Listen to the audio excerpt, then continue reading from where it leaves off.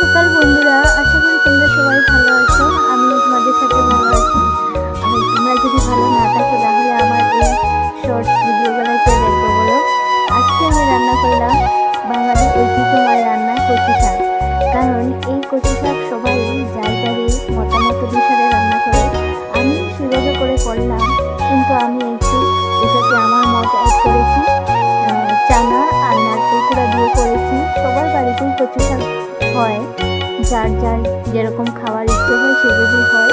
আর আমি আজকে চানা আর নারকেল কুড়া দিয়ে করেছি, কারণ আমার অনেক খাওয়ার ইচ্ছে হচ্ছিল আর তোমাদের সাথে শেয়ার করেছি। কেমন হয়েছে কমেন্ট করে জানিও কিন্তু।